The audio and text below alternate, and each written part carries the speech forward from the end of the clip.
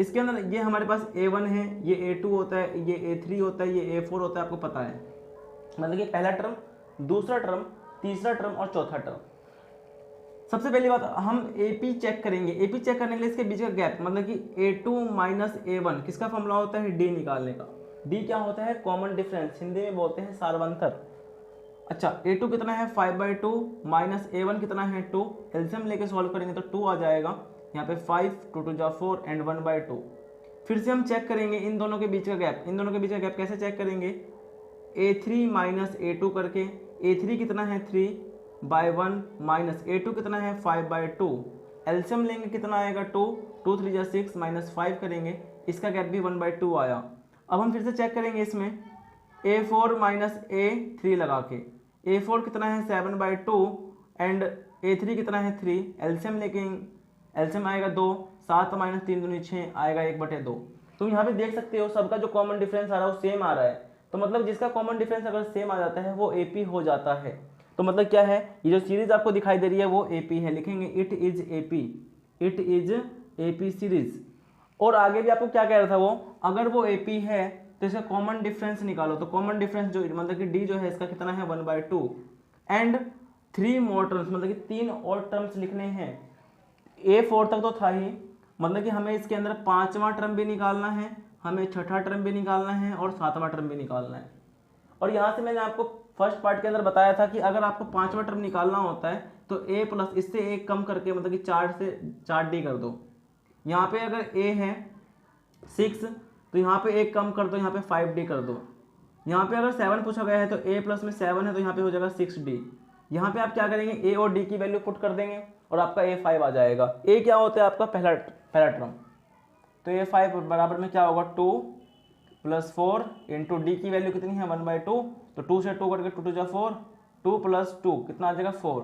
ठीक है, उम्मीद करता हूँ आपको समझ में आया। बाकी का ये दोनों वैल्यू आप खुद से निकालेंगे और समझ में आपको तभी आएगा जब आप खुद से प्रैक्टिस करेंगे। कराने के तो मैं सारे सवाल करा सकता हूँ आपको, लेकिन सीखना आपको है तो आपको प्रैक्टिस जरूर करनी पड़ेगी। ये नहीं है कि आप फ़ोन लेके कंबल में घुसे हुए हैं या फिर आप क्लास में आराम से बैठे हुए हैं, घर के अंदर आराम से बैठे हुए हैं कोने में और क्लास देखे जा रहे हैं, तो इससे कोई बेनिफिट होने वाला नहीं है भाई। ये मैथ की क्लास है, आपको इसके अंदर प्रैक्टिस जरूर करनी पड़ेगी। ठीक है जी, देखो भाई इसके कुछ और क्वेश्चन कर लेते हैं हम सॉल्व, ताकि हमारा कॉन्सेप्ट और अच्छे से बिल्ड हो जाए। जितनी ज़्यादा अच्छे से आप कॉन्सेप्ट को बिल्ड करेंगे उतना ज़्यादा सवाल आप इजीली तरीके से आगे सॉल्व कर पाएंगे। तो देखो इसके अंदर ये चेक करेंगे कि ये AP है या नहीं, और AP चेक करने के लिए फिर से क्या करेंगे, हम D निकालेंगे। D निकालने का फॉर्मूला होता है A2 माइनस A1, और ये हो जाएगा माइनस का 3.2, ये वाला माइनस और ये वाला माइनस। ठीक है जी, माइनस माइनस क्या हो जाएगा प्लस। देखो ये वाला माइनस है पहले फॉर्मूले वाला, और यहाँ पे A1 पहले से माइनस में है तो माइनस माइनस हो जाएगा प्लस 1.2। जब हम 3.2, देखो यहाँ पे माइनस है यहाँ पे प्लस है, तो प्लस माइनस क्या होता है, माइनस होता है। तो 3.2 में से 1.2 को माइनस करेंगे, 3.2 को 1.2 में से माइनस करेंगे तो 2 से 2 गया 0, पॉइंट का पॉइंट, और 3 में से 1 गया तो कितना आ जाएगा 2, तो यहाँ पे वैल्यू आएगी माइनस का 2.0। क्लियर। उसके बाद फिर हम इन दोनों के बीच का गैप चेक करेंगे, फिर से D निकालेंगे A3 माइनस A2 करके। A3 कितना है माइनस का 5.2, ये वाला माइनस और फिर क्वेश्चन वाला माइनस, यहाँ पे प्लस का हो जाएगा, फिर कितना है 3.2। जब हम 5.2 में से 3.2 को माइनस करेंगे तो कितना आ जाएगा, ये भी माइनस का 2 आ जाएगा, मतलब कि 2.0 आ जाएगा। उसके बाद फिर से हम D निकालेंगे A4 माइनस A3 करके। A4 माइनस A3, A4 कितना है 7.2, और ये वाला माइनस और ये वाला माइनस, ये वाला हो जाएगा प्लस 5.2। जब माइनस करेंगे तो क्या आएगा, माइनस का 2.0। देखो यहाँ पे तुम देख सकते हो कि सबका जो कॉमन डिफरेंस है वो सेम आ रहा है, तो मतलब क्या है, ये AP सीरीज है। क्या है, ये AP सीरीज हो जाएगा, इट इज AP। अगर ये AP है तो इसके आने वाले अगले 3 टर्म्स भी हमें निकालने हैं। तो 3 टर्म्स आगे कैसे निकालेंगे इसके, मतलब कि इसमें देखो 4 टर्म्स है, पहला टर्म, दूसरा टर्म, तीसरा और चौथा, हमें 5वां टर्म निकालना है। तो A5 कैसे निकालते हैं आपको पता होगा, A प्लस में इससे एक कम करके D से गुना कर दो, तो इससे एक कम किया तो 4 आएगा, D से गुना कर दो। छठा टर्म निकालना है आपको, तो A प्लस इससे एक कम कर दो, मतलब कि 6 से एक कम किया कितना आएगा 5D। और अगर आपको 7वां टर्म निकालना है तो A प्लस में 6D हो जाएगा। D की वैल्यू कितनी है, D की जो वैल्यू है वो है आपकी -2, A की जो वैल्यू है वो कितनी है माइनस का 1.2। दोनों वैल्यू इसमें पुट करो और आप आगे की 3 टर्म्स निकाल लो। समझ में आ गया। तो कोशिश करो करने की, आराम से आप निकाल पाएंगे इस वाले सवाल को। मैं ये वाला सवाल आपको करा देता हूँ। इसके अंदर देखो ये पहला टर्म है आपका A1, ये आपका A2 है, ये आपका A3 है, ये आपका A4 है, जिसके अंदर हमें फिर से AP चेक करना है। अगर वो AP है तो हमें उसका कॉमन डिफरेंस मतलब कि D निकालना पड़ेगा, और D निकालने के बाद हमें उसके आगे आने वाले 3 टर्म्स भी हमें निकालने पड़ेंगे। तो पहले तो आपको D निकालना पड़ेगा। D कैसे निकालते हैं, A2 माइनस A1 करके। A2 क्या है यहाँ पे देखो 3 प्लस रूट टू माइनस, और A1 कितना है 3, प्लस का 3 माइनस का 3 कैंसिल आउट होकर कितना बचेगा √2। ठीक है जी। उसके बाद हम यहाँ पे फिर से D निकालेंगे, A3 माइनस A2 करके। A3 कितना है 3 प्लस 2√2, बाहर माइनस का निशान, और A2 कंप्लीटली माइनस है तो A2 ये रहा। यहाँ पे ना इस वाले सवाल में बच्चे बहुत ज़्यादा गलती कर देते हैं, यहाँ पे ब्रैकेट का यूज़ नहीं करते ये, और जब ब्रैकेट का यूज़ नहीं करेंगे तो सवाल 100% गलत होने के चांसेस रहते हैं। तो 3 प्लस 2√2, और इस माइनस को जब अंदर लेके जाएंगे तो प्लस माइनस माइनस का 3 minus plus minus √2 only. 3 minus का 3 प्लस का कट जाएगा, 2√2 में से 1√2 गया तो बचेगा हमारे पास कितना √2। सेम इसी प्रकार से हम फिर से D निकाल लेंगे, A4 माइनस A3 करके। A4 कितना है 3 प्लस 3√3 माइनस ब्रैकेट यूज करेंगे 3 प्लस 2√2। जब इसको सॉल्व किया तो क्या आएगा 3 प्लस 3√3, ये माइनस अंदर जाएगा तो माइनस का 3 माइनस का 2√2, 3 से 3 कैंसिल, 3√3 से यहाँ पे √2 आएगा, 3√2 से 2√2 गया तो आंसर कितना आएगा √2। देखो यहाँ पे कॉमन डिफरेंस √2 और √2 सबका आंसर सेम आया, मतलब कि ये क्या है AP है। लिखेंगे इट इज AP सीरीज, यह एक AP सीरीज हो जाएगा। अगर ये AP सीरीज है तो इसके आने वाले आगे के 3 टर्म्स भी हमें निकालने पड़ेंगे। 3 टर्म्स कैसे निकालेंगे, 5वां टर्म्स, 6ठा टर्म्स, 7वां टर्म्स। 5वां टर्म निकालने के लिए A प्लस में इससे 1 कम करके 4D, A प्लस में इससे 1 कम करके 5D, A प्लस में इससे 1 कम करके 6D। ठीक है जी। इसमें A और D की वैल्यू पुट कर दो, अपने आप ही आपके सारे के सारे टर्म्स निकल जाएंगे। तो इसमें A और D क्या है पहले आपको मैं बता दूं, ये जो है आपकी वैल्यू ये A है फर्स्ट टर्म, और D जो है आपका निकाला था ये √2, ये क्या था ये √2 जो था वो आपका D तो था कॉमन डिफरेंस।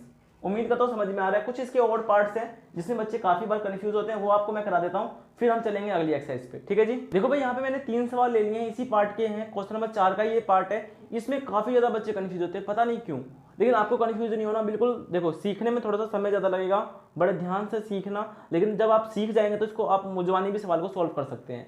ठीक है जी। लेकिन सीखने को आपको समय देना पड़ेगा।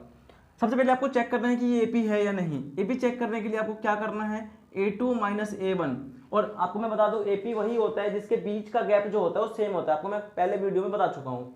ठीक है जी। उसके बाद A2 कितना है यहाँ पे 2A माइनस A करेंगे तो कितना हो जाएगा A ही आएगा। फिर से D निकालेंगे, A3 माइनस A2 करेंगे, A3 कितना है 3A माइनस A2 कितना है 2A, तो कितना आएगा A आ जाएगा।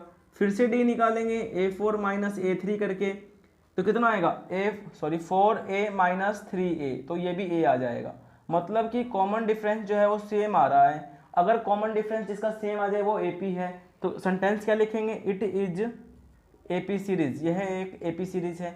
अगर वो AP सीरीज है तो इसके 4 टर्म्स मतलब 3 टर्म्स और हमें निकालने थे, है ना, सवाल ये था। तो 3 टर्म्स कौन कौन से हो जाएंगे, 5वां टर्म हो जाएगा, 6ठा टर्म हो जाएगा और 7वां टर्म हो जाएगा। 5वां टर्म कैसे निकालते हैं, A प्लस में 4D, A प्लस में 5D, A प्लस में 6D। इसमें वैल्यू पुट करो किसकी, A की वैल्यू कितनी है A है 4, D की वैल्यू कितनी है A है, तो कितना हो जाएगा 4A प्लस में A कितना हो जाएगा 5A। ठीक है जी। आप यहाँ से कंक्लूजन निकाल सकते हैं कि ये 6A होगा और ये 7A हो जाएगा। ठीक है जी, डायरेक्टली भी कर सकते हैं। उसके बाद ये वाला सवाल, इसमें बच्चे गलती कर जाते हैं।